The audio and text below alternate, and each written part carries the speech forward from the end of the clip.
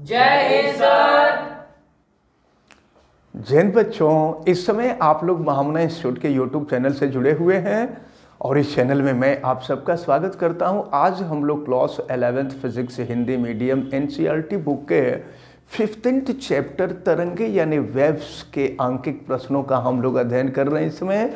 और आंकिक प्रश्न में हम लोग क्वेश्चन नंबर 4 तक कल की वीडियो में हम लोगों ने देखा था और आज हम लोग क्वेश्चन नंबर 5 से देखेंगे। देखिए क्वेश्चन नंबर 5, आप सभी लोग बुक खोल लें और बुक खोल करके देखें। क्वेश्चन नंबर 5 हम आपको बताने जा रहे हैं और देखिए यहाँ दिया हुआ है, आपने यह पढ़ा है कि, मैं नहीं कह रहा हूँ, ये क्वेश्चन में दिया गया है, क्वेश्चन में पढ़ रहा हूँ, आप लोग देखिए बुक में। आपने यह पढ़ा है कि एक बीमा में, बीमा का मतलब होता है दिशा, एक बीमा में कोई प्रगामी तरंग फलन y is equal to f x t द्वारा निरूपित की जाती है। यक्स जो होता है स्मॉल टी समय में चली गई दूरी होती है। तो प्रश्न में आपसे यही कहा जा रहा है कि एक बीमा में यानी कोई प्रगामी तरंग अगर एक दिशा में गति कर रही हो तो उसके लिए समीकरण y is equal to f x t के फॉर्म में होता है। हम लोग प्रगामी तरंग का समीकरण लिखे थे ना, तो प्रगामी तरंग का जो समीकरण है वही शार्ट में दिया हुआ है यहाँ पर। इसमें यक्स और टी को यक्स माइनस वी टी अथवा यक्स प्लस वी टी अर्थात y is equal to f x plus minus v t संयोजन में प्रकट होना चाहिए। देखिए आपसे यही कहा जा रहा है कि ये एक्स टी है, तो यह समीकरण यानी कुल मिलाकर के कहने का मतलब ये हुआ कि प्रगामी तरंग का समीकरण y is equal to f x plus minus v t के रूप में होना चाहिए। अब जरा ध्यान पूर्वक देखें तो कहा जा रहा है कि क्या इसका प्रतिलोम भी सत्य है। प्रश्न को बढ़िया समझिए। प्रश्न में ये कहा जा रहा था कि किसी एक दिशा में अगर कोई प्रगामी तरंग चल रही हो तो प्रगामी तरंग का जो समीकरण होता है वो y is equal to f x plus minus v t के रूप में होता है। तो आपसे ये पूछा जा रहा है कि क्या इसका विलोम भी सत्य है। तो एक बात जरा ध्यान पूर्वक देखें कि प्रगामी तरंग की ये विशेषता होती है कि प्रगामी तरंग को प्रकट करने के लिए प्रत्येक बिंदु पर यानी फलन का मान जो है प्रत्येक बिंदु पर निश्चित होना चाहिए। समझ लीजिए आप जरा, प्रगामी तरंग को अगर निरूपित किया जाए या प्रदर्शित किया जाए तो उसको प्रकट करने वाला जो फलन होता है उसका प्रत्येक बिंदु पर मान निश्चित होना चाहिए। तो यहाँ पर तो निश्चित है, अगर t और यक्स टी यक्स भी का मान निश्चित हो तो y का मान निश्चित हो जाएगा। लेकिन उसका अगर हम विपरीत करना चाहें तो विपरीत फलन में फलन के प्रत्येक बिंदु पर प्रत्येक क्षण मान निश्चित नहीं होगा, इसलिए इसका जो विपरीत होगा वो सत्य नहीं होगा, असत्य होगा। प्रश्न यही कहा जा रहा था कि अगर यह प्रगामी तरंग को प्रदर्शित करता है तो क्या इसका विपरीत भी प्रगामी तरंग को प्रदर्शित करेगा। तो आप कह देंगे कि नहीं, प्रगामी तरंग को प्रदर्शित नहीं करेगा। प्रगामी तरंग की विशेषता यही होती है कि प्रत्येक बिंदु पर फलन का मान निश्चित होना चाहिए। अगर प्रत्येक बिंदु पर फलन का मान निश्चित है तब तो ये प्रगामी तरंग को प्रदर्शित करेगा। और अगर प्रत्येक क्षण फलन का मान निश्चित नहीं है तो यह प्रगामी तरंग को निरूपित नहीं करेगा। चलिए देखते हैं अब इसके बाद आगे क्या कहा जा रहा है। नीचे दिए गए y के प्रत्येक फलन का परीक्षण कीजिए। देखिए y के प्रत्येक फलन का परीक्षण करके बताइए कि क्या यह प्रगामी तरंग के लिए, क्या यह प्रगामी तरंग को निरूपित कर सकता है। तो चलें जरा ध्यान पूर्वक देखें, प्रगामी तरंग को निरूपित करेगा कि नहीं करेगा। एक बात ध्यान से सुनिए, प्रगामी तरंग का मान अनंत नहीं होता है। प्रगामी तरंग जो है अनंत तक नहीं जाती है, या दूसरे शब्दों में कह लीजिए कि प्रगामी तरंग का विस्थापन जो होता है वो अनंत नहीं होता है। अगर विस्थापन अनंत हो जाता है तो प्रगामी तरंग को निरूपित नहीं करेगा, और अगर अनंत नहीं होगा तो प्रगामी तरंग को निरूपित करेगा। तो फर्स्ट में आपको दिया हुआ है y इज इक्वल टू, ये आपका x माइनस VT का स्क्वायर। ये जितने भी मान दिए हैं सब y के मान दिए गए हैं, फलन के मान दिए गए हैं। अब जरा ध्यान पूर्वक देखें, अगर यहाँ पर t की वैल्यू इनफाइनाइट रख दी जाए, x की वैल्यू इनफाइनाइट रख दी जाए, तो देखें ये जो विस्थापन है ये विस्थापन भी इनफाइनाइट हो जाएगा। और इसका मतलब ये हुआ कि x माइनस VT का जो होल स्क्वायर है यह इनफाइनाइट के तरफ अग्रसर है, लेकिन अगर यह इनफाइनाइट के तरफ होगा तो यह प्रगामी तरंग को निरूपित नहीं करेगा। इसका मतलब ये हुआ कि ये जो फर्स्ट पार्ट है, फर्स्ट पार्ट यह बताता है कि यह प्रगामी तरंग को निरूपित नहीं करता है। ये टेक्निकल क्वेश्चन है, पूछे जाते हैं, कंपटीशन में ज़्यादा पूछे जाते हैं। अब इसके बाद हम आते हैं सेकंड पर। देखें सेकंड में दिया हुआ है y is equal to log, और ये आपको दिया है x प्लस VT अपान x0। आपसे पूछा जा रहा है कि क्या यह प्रगामी तरंग को निरूपित करता है।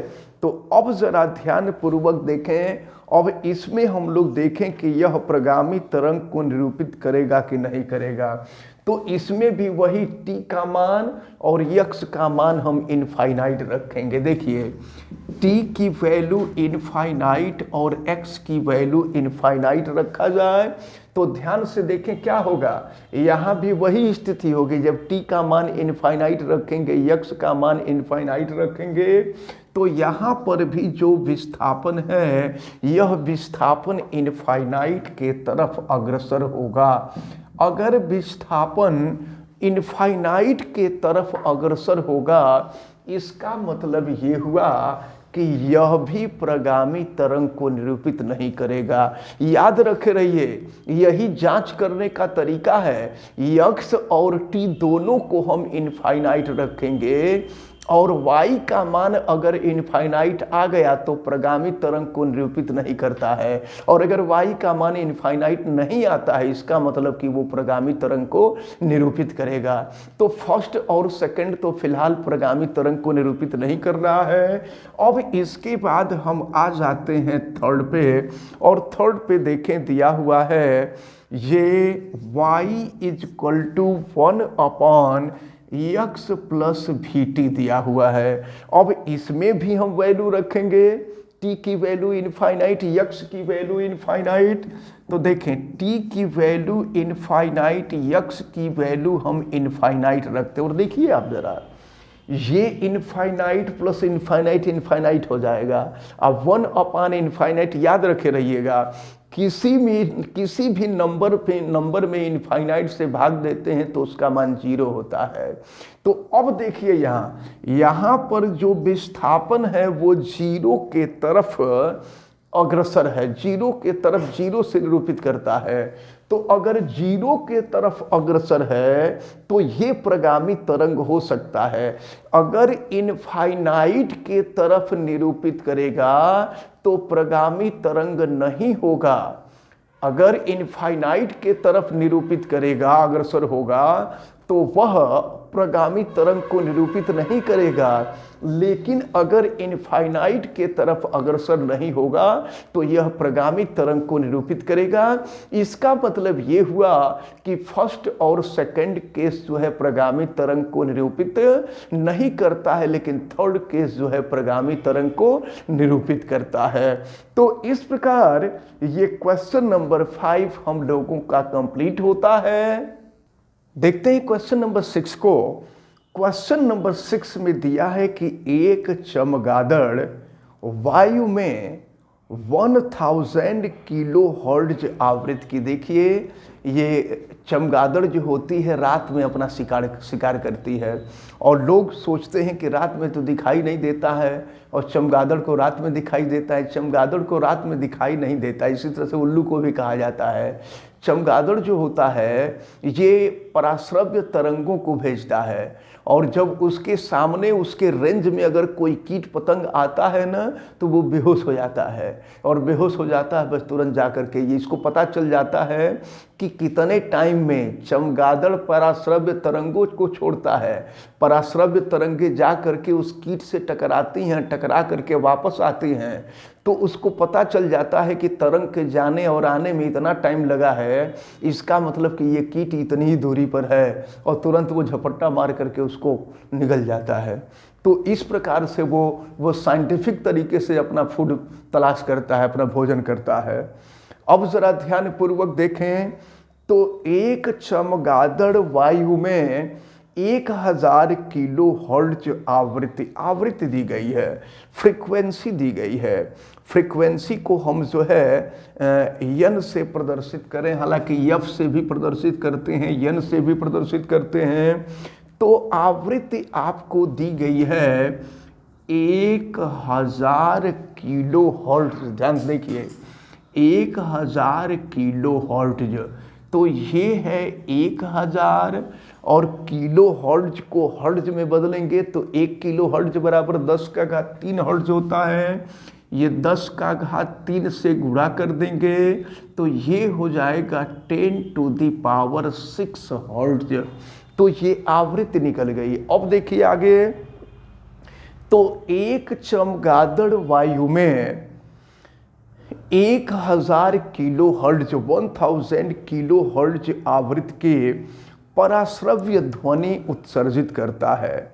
यदि यह ध्वनि जल के पृष्ठ से टकराती है तो परावर्तित ध्वनि, फिर कहा जा रहा है पारगमित ध्वनि का तरंग दैर्ध्य ज्ञात कीजिए। देखिए तरंग दैर्ध्य पूछा जा रहा है, लैम्डा की वैल्यू आपसे पूछी जा रही है। तो यहाँ पर कहा जा रहा है परावर्तित ध्वनि। परावर्तित ध्वनि किसे कहेंगे?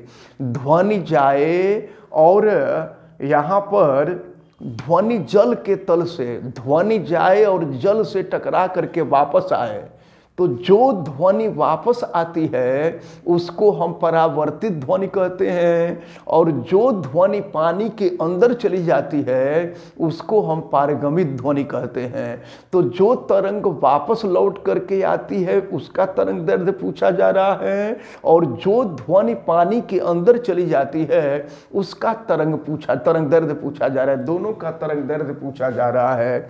जबकि वायु तथा जल में, देखिए वायु तथा जल में ध्वनि की चाल, तो वायु में ध्वनि की चाल को हम VA लिख देते हैं, V एयर, वायु में ध्वनि की चाल।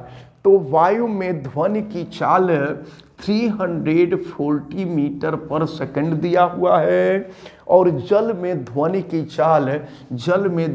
चाल को हम VW से प्रदर्शित कर सकते हैं, और ये आपको दिया है 1486 मीटर प्रति सेकंड। तो एक बात आपको याद रखना होगा, देखिए वायु में ध्वनि की चाल क्या है? और फिर देखिए जल में ध्वनि की चाल क्या है, इसका मतलब जल में ध्वनि तेजी से चलता है। ये चीज आप याद रखे रहिएगा कि ठोस, द्रव, गैस 3 माध्यम होते हैं। 3 माध्यमों में ठोस में ध्वनि सबसे तेज चलता है और ठोस में भी एल्यूमिनियम में सबसे अधिक चलता है। और फिर अगर हम द्रव की बात करें तो समुद्री जल में ध्वनि की चाल सबसे अधिक होती है। और इसके बाद गैस है, तो गैस में, हाइड्रोजन गैस में ध्वनि की चाल सबसे अधिक होती है। तो ये सब चीजें आपको अच्छी तरह से याद रखना होगा। अब चलें तो जल में ध्वनि की चाल, ये टेक्निकल चीज है, इसको आप याद रख के रहिएगा। बहुत लोग समझते हैं कि वायु में ध्वनि तेजी से चलती है, ऐसा नहीं होता है। इसीलिए देखें टेलीफोन के जो वायर बने होते थे पहले, वो एल्यूमिनियम के बने होते थे। उसमें बोलने पर उसकी स्पीड जो है लगभग 6040 मीटर प्रति सेकंड होती है एल्यूमिनियम में ध्वनि की चाल। तो एल्यूमिनियम में ध्वनि सबसे तेज चलता है, ये याद रखे रहिएगा। और द्रव में, समुद्री जल में ध्वनि की चाल सबसे अधिक होती है। गैसों में, हाइड्रोजन में ध्वनि की चाल सबसे अधिक होती है। यानी ध्वनि जो है ठोस, द्रव, गैस तीनों माध्यमों में गति करता है। अब जरा ध्यान पूर्वक देखें। अच्छा, एक बात ये आप ध्यान में रखे रहिए कि चाहे ध्वनि का परावर्तन हो, चाहे ध्वनि का पारगमन हो, दोनों ही स्थितियों में आवृत्ति कभी चेंज नहीं होता है। तो पहली स्थिति देखते हैं। पहली स्थिति में वायु के लिए तरंग दैर्ध्य पूछा जा रहा है, तो हम यहाँ लिख देंगे वायु के लिए। आपको मालूम है कि V होता है n इंटू लैम्डा। तो अब जरा देखें, तो अगर यहाँ से n की वैल्यू निकाले तो V बाई लैम्डा हो जाएगा। और हम लोग एयर के लिए निकाल रहे हैं, वायु में आपसे तरंग दैर्ध्य पूछा जा रहा है। देखिए तरंग दैर्ध्य पूछा जा रहा है, तो तरंग दैर्ध्य का मतलब लैम्डा की वैल्यू पूछी जा रही है। तो लैम्डा की वैल्यू निकालेंगे, हो जाएगा V बटा में n।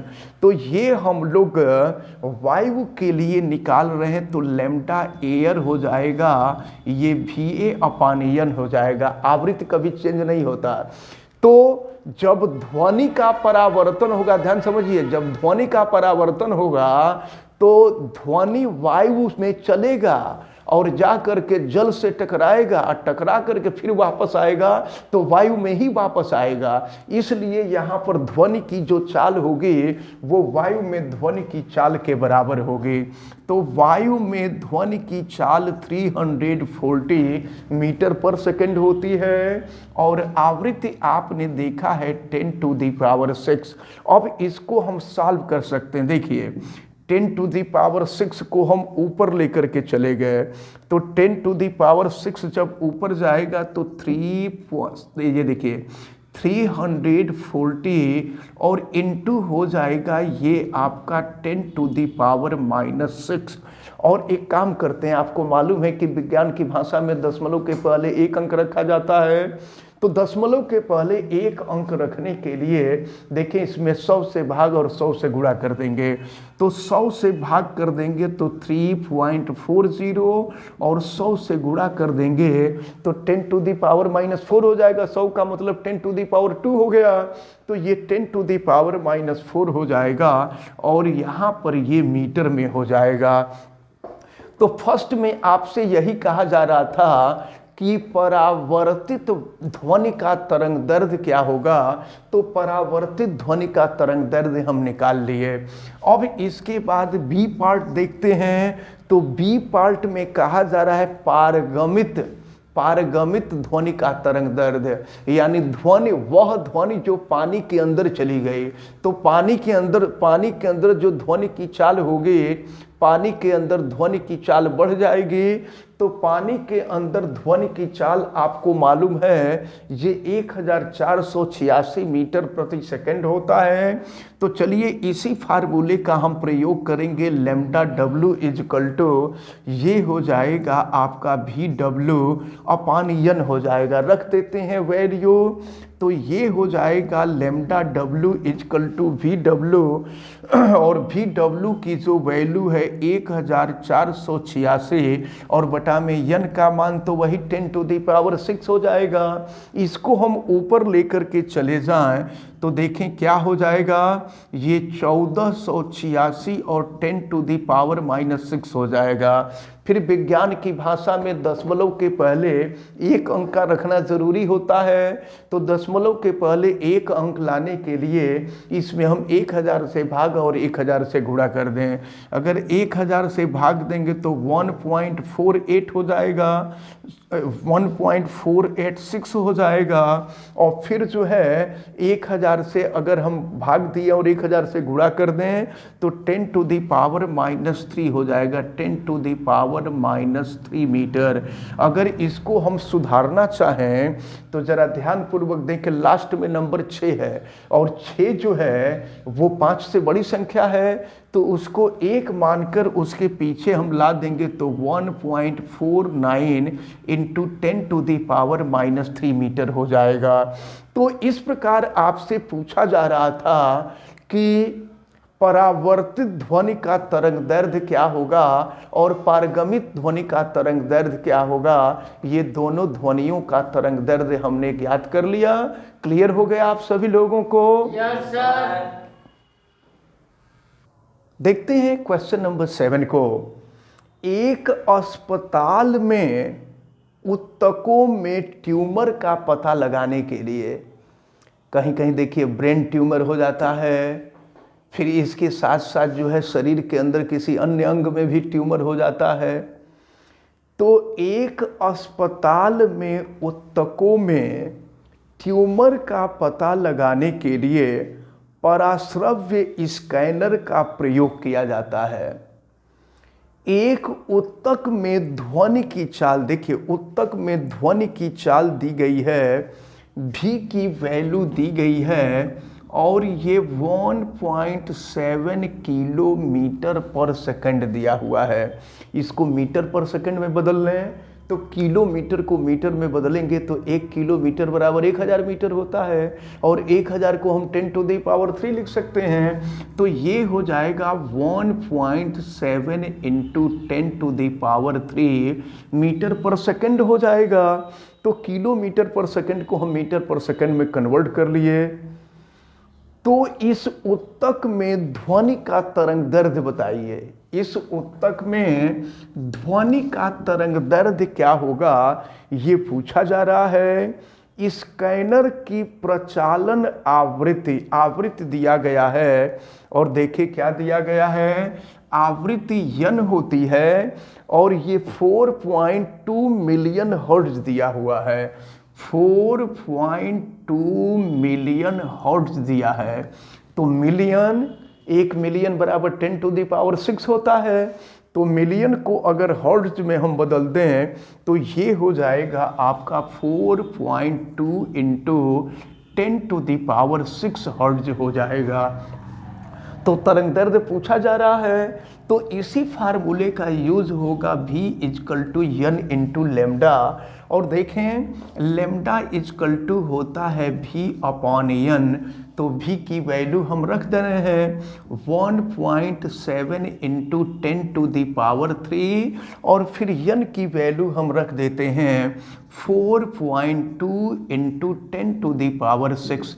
चलिए हम सॉल्व करते हैं और देखते हैं कि इसकी वैल्यू क्या होगी। तो देखें एक काम करें, ऊपर नीचे पहले तो हम 10 से गुणा कर दें, तो ऊपर नीचे 10 से गुणा करेंगे, ऊपर 17 हो जाएगा और नीचे 42 हो जाएगा। तो अब देखें ये हो जाएगा आपका 17/42 और देखिए क्या होगा 10⁻6 को ऊपर ले जाइए तो 10⁻³ - 6 ये हो जाएगा 10⁻³ अब इसको हमें सॉल्व करना है। तो जानते हैं काम किया जाए इसको सॉल्व करने के लिए। इसमें 10 से गुणा और 10 से भाग दे दें। अच्छा, अगर 10 से गुणा कर देंगे तो 170 हो जाएगा और 10 से भाग दे देंगे तो 10 से भाग यानी 10 टू द पावर 1 और 10 टू द पावर 1 ऊपर जाएगा तो 10 टू द पावर -4 हो जाएगा। अब इसको हम लोग कटावें, देखें। अच्छा, पहले 2 से कटाया जाए तो ये हो जाएगा आपका, देखिए 2 8 16 हो जाएगा, 2 5 10 और फिर यहाँ भाग देंगे तो ये 21 हो जाएगा। और फिर इसको आप कटाइए, फिर इसको कटाएंगे तो ये जो है देखिए ये लगभग 4 आ जाएगा, लगभग 4 आ जाएगा। देखिए 21 चौका 84 हो जाएगा और ये 85 है तो लगभग 4 आ जाएगा। ये 4.0 लिख दे रहे हैं लगभग, और ये हो जाएगा 10 टू द पावर -4 मीटर। तो यही आपसे पूछा जा रहा था कि उस उत्तक में जो ध्वनि चलेगी उस ध्वनि का तरंग दैर्ध्य कितना होगा। तो उस ध्वनि का जो तरंग दैर्ध्य था ये हम लोगों को ज्ञात हो गया। अब इसके बाद हम लोग क्वेश्चन नंबर 8 को देखेंगे। तो ये क्वेश्चन आपको कंप्लीट हुआ है? Yes sir. चलिए देखते हैं, क्वेश्चन नंबर 8 पर आते हैं। एक डोरी पर अनुप्रस्थ आवृत्ति तरंग का वर्णन निम्न समीकरण द्वारा किया जाता है। देखें, समीकरण दिया है y x t। y x t का मतलब ये हुआ कि विस्थापन y जो है x और t, x जो है कण का समय t पर स्थिति है, y = x t। तो y x t = 0.30 साइन ये 36t और प्लस 0.18 x + π/4 है द्वारा निरूपित किया जाता है। यहाँ x तथा y सेंटीमीटर में, x और y दूरी है, x तथा y सेंटीमीटर में तथा t सेकंड में है। अब देखिए आपसे पूछा जा रहा है, पहला पार्ट पूछा जा रहा है कि क्या यह प्रगामी तरंग है या अप्रगामी तरंग है। यदि यह प्रगामी तरंग है तो इसके संचरण की चाल तथा दिशा क्या होगी। तो चले ध्यान पूर्वक देखें।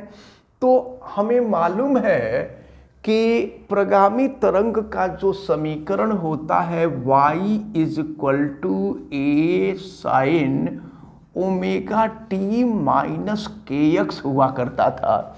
जब हम लोग प्रगामी तरंग का समीकरण निकालते थे तो y = a sin ωt-kx हुआ करता था, इसी को हम लोग परिवर्तित कर देते थे।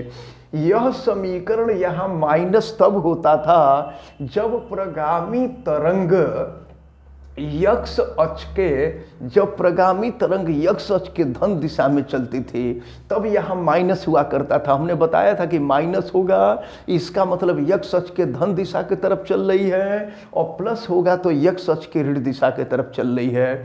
तो सबसे पहले तो यह देखें कि ये जो समीकरण है यह प्रगामी तरंग के समीकरण जैसा है। इसका मतलब ये हुआ कि यह समीकरण प्रगामी तरंग को निरूपित करती है। प्रश्न में यही पूछा जा रहा था कि यह प्रगामी तरंग को निरूपित करती है या अप्रगामी तरंग को निरूपित करती है। तो ये कन्फर्म हो गया कि यह प्रगामी तरंग को निरूपित कर रही है। और फिर इसके बाद इसकी जो दिशा है वो यक्ष अक्ष की ऋण दिशा है। और फिर तरंग के संचरण की चाल, तरंग के संचरण की चाल की दिशा ही पूछी जा रही थी। यदि यह प्रगामी तरंग है तो इसके तरंग संचरण की चाल ज्ञात कीजिए। चलिए हम आगे अगर बढ़ें तो इससे अगर हम तुलना कर देंगे तो देखिए टी का कॉफिशिएंट ओमेगा है। ओमेगा जो होता है कोणीय वेग होता है। तो यहाँ पर ओमेगा की वैल्यू जो है 36 है और कोणीय वेग का मात्रक जो होता है वो रेडियन पर सेकंड होता है। तो इसकी चाल पूछी जा रही थी, चाल हमने आपको बता दिया, ओमेगा इक्वल टू 36 रेडियन पर सेकेंड होगी। तो यह इसका ए पार्ट था, ए पार्ट सॉल्व होता है। और बी पार्ट में देखें, ऐसे क्वेश्चन पूछे जाते हैं आपसे, कंपटीशन में भी पूछे जाते हैं, बोर्ड के एग्जाम में भी पूछे जाते हैं। ये बड़े आसान होते हैं, छोटे छोटे होते हैं, लेकिन बच्चे देखते हैं कि एक ही में कई ठे क्वेश्चन है, घबरा जाते हैं। अब जरा ध्यानपूर्वक देखें, फिर बी में पूछा जा रहा है इसका आयाम तथा इसकी आवृत्ति क्या होगी। देखिए, इससे कंपैरिजन कीजिए आप, तो ए जो होता है आयाम होता है, तो देखिए y equal to A sine, यानी साइन के साथ ए होता है और ए ही आयाम होता है। तो यहाँ पर ए की वैल्यू 3 दी गई है, तो a is equal to 3 centimetre हो जाएगा। आयाम पूछा जा रहा था, तो आयाम ज्ञात हो गया। और क्या आवृत्ति पूछा जा रहा है आपसे, तो आवृत्ति यन बराबर होता है ओमेगा अपान 2 पाई। ये हमने आपको फार्मूला बताया था। अब इसको अगर हम सॉल्व कर लें तो ओमेगा की वैल्यू 36 है और 2 पाई की वैल्यू, पाई की जो वैल्यू होती है ये 3.14, इसको रख के सॉल्व कर देते हैं। 2 से इसको कटा देंगे तो ये 18 हो जाएगा। या अगर मान लीजिए 3.14 को अगर हम 22/7 ही लिखते हैं तो 22 और 7 ऊपर चला जाएगा। और फिर जो है 2 से इसको और हम कटा दें तो देखें 2 से कटाएंगे तो 9 हो जाएगा, ये 11 होगा। और ये 9 7 63 हो जाएगा और फिर ये हो जाएगा 11। अब 63 में 11 से भाग दे दीजिए, ये जो है लगभग 11 5 55, 11 6 66 तो होगा नहीं, 6 बार जाएगा नहीं। तो ये जो है लगभग ये 5.7 हर्ट्ज के इक्वल होगा। ये आपसे आवृत्ति पूछी जा रही थी, तो आवृत्ति ज्ञात हो गई। अब देखें सी में आपसे इसका सी पार्ट भी पूछा जा रहा है। तो सी में आपसे पूछा जा रहा है मूल बिंदु पर इसकी प्रारंभिक कला क्या होगी। कला का मतलब फाई का मान। तो देखिए फाई, ये जो कोण दिए, जो लास्ट में कोण दिया होता है ना, यही फाई का मान होता है। तो फाई की वैल्यू आपको दिया हुआ है, ये π/4 दिया है। तो प्रारंभिक स्थिति में कला पूछा जा रहा था, कला यानी कोण पूछा जा रहा था, और कोण हमने ज्ञात कर लिया। अब इसके बाद देखें और आगे क्या पूछा जा रहा है। तो आगे पूछा जा रहा है कि डी पार्ट में, देखिए सी पार्ट हो गया, डी पार्ट में आपसे पूछा जा रहा है कि इस तरंग में 2 क्रमागत श्रृंगों के बीच की दूरी कितनी होगी। तो 2 क्रमागत श्रृंगों के बीच की जो दूरी होती है वो तरंग दैर्ध्य होती है। तरंग दैर्ध्य आपसे पूछा जा रहा है, लैम्डा की वैल्यू पूछी जा रही है। तो चलिए लैम्डा की वैल्यू हम यहाँ ज्ञात कर लेते हैं और देखते हैं, फार्मूला अप्लाई करते हैं लैम्डा की वैल्यू ज्ञात करने के लिए। तो चलिए लैम्डा की वैल्यू हम ज्ञात करते हैं। और लैम्डा की वैल्यू ज्ञात करने के लिए आपको मालूम है कि x का जो कोफिशिएंट होता है वो k होता है। तो k की वैल्यू आपको 0.018 दिया हुआ है। और आपको ये भी मालूम है कि k इज इक्वल टू 2 π/λ होता है, और लैम्डा की वैल्यू ज्ञात करनी है। तो लैम्डा की वैल्यू ज्ञात करने के लिए 2 π/k हो जाएगा। वैल्यू रख देते हैं, तो 2 और पाई की वैल्यू 22/7 कर देते हैं। और फिर लैम्डा की वैल्यू लैम्डा की वैल्यू 2 π/k, k की वैल्यू के की जो वैल्यू है ये 0.018 है। हम एक काम करते हैं, ऊपर नीचे 1000 से गुणा करते हैं तो ऊपर 1000 से गुणा हो जाएगा और नीचे 1000 से गुणा करेंगे तो 18 हो जाएगा। अब 2 से कटा दीजिए, 2 9 18 हो गया। और फिर जो है इसको आप सॉल्व कीजिए तो और कुछ तो करने लायक है नहीं, तो ये हो जाएगा आपका 22,000 और ये हो जाएगा 9 7 63 हो जाएगा। अब 63 से इसमें आपको भाग देना होगा, भाग दे दीजिएगा। तो ये जो है यहाँ से सॉल्व करिएगा, ये जो आएगा ये तरंग दैर्ध्य निकल जाएगा आपको। तो यही तरंग दैर्ध्य आपसे पूछा जा रहा था। तो इस प्रकार ये क्वेश्चन नंबर 8 जो है कंप्लीट हुआ। क्लियर हुआ आप सबको? Yes sir. इतना कर डालेंगे ना, इसको आप लोग कर डालिएगा। यहाँ से तरंग दैर्ध्य निकल गया। तो आज जो है आपने देखा क्वेश्चन नंबर 5 6 7 8 बताया गया और हमें उम्मीद है कि जो लोग वीडियो देख रहे हैं उनको भी ये सभी न्यूमेरिकल अच्छी तरह से समझ में आया होगा। आप सभी लोग वीडियो को लाइक ज़रूर कीजिएगा और अगर आप चैनल पे नए हैं तो चैनल को सब्सक्राइब भी कर लीजिए, बेल आइकन को भी प्रेस करें। और अगर किसी प्रकार की कोई दिक्कत समझ में आती है तो आप हमें कमेंट करके ज़रूर बतावें और वीडियो को मैक्सिमम स्टूडेंट तक शेयर ज़रूर करें। आप सभी लोगों का बहुत बहुत धन्यवाद। जय हिंद।